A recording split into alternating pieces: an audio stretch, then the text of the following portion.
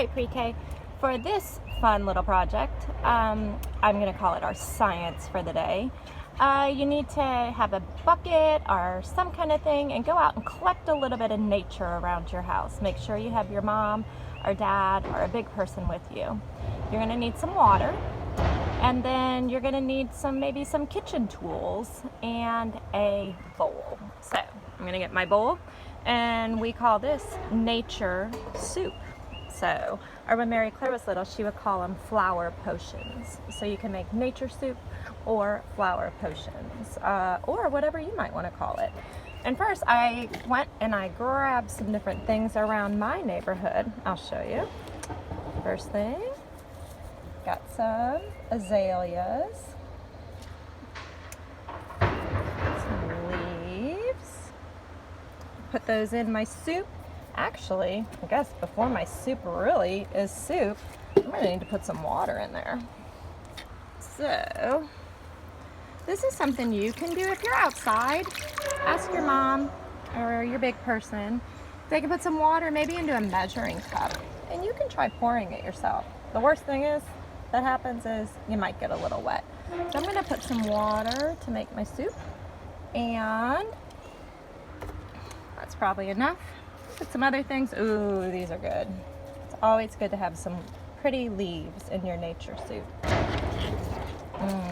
Yep. Perfect. Oh, yes. A stick. Yep. Sticks are good for stirring, for mashing. Yep.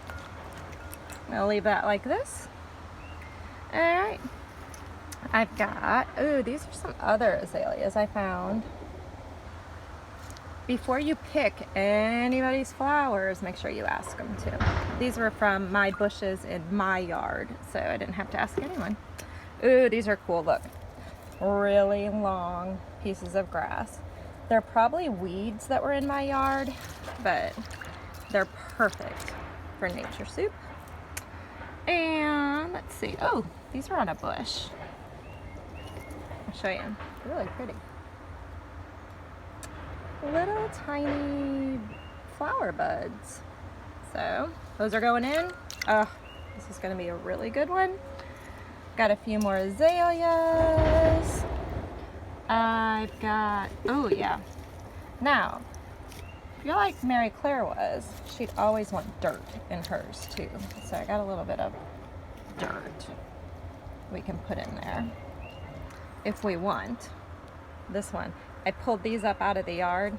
They were a weed, and they've got the roots underneath. We'll talk about those again too. But I'm going to put those right in. So, anything you find. Forgot about this guy. It's a pine cone. So that is my nature soup. I think it needs a little more water. Let me get my water. Oh yeah, it's looking good. And now, this would be something a big person could help you with. I think it's fun to add a little color to the nature soup. So I have some food coloring. If you don't have food coloring, maybe you could just pour some juice or, I don't know. I don't know if kids drink Kool-Aid anymore, but something like that in there. If not, it's beautiful just like this. But if you have a little food coloring, put it in. That was purple. Use your stick. Ah, look. Now, I've got, that actually looks more like a flower potion. Or you could just say nature soup. So if you don't have a big bowl like this, or if you want to use some other items from your kitchen, if you don't have to get a stick, you could always stir your soup with a big spoon. Maybe you could get bowls in your house, plastic bowls. Serve your mom and dad some of your soup. You could put it right into a bowl. Actually, I don't have a little bowl out here, but you know what I do have? I've got a jar. So I'm gonna put, I've got a whisk. That's kind of fun to use too. So you can use any of that. You could take your nature soup see. And put it in a jar.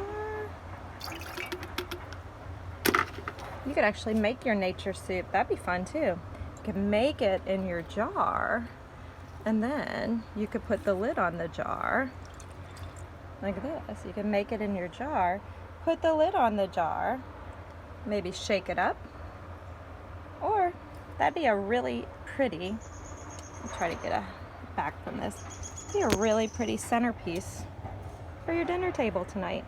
So, hope you can get out and enjoy some nature and nature soup.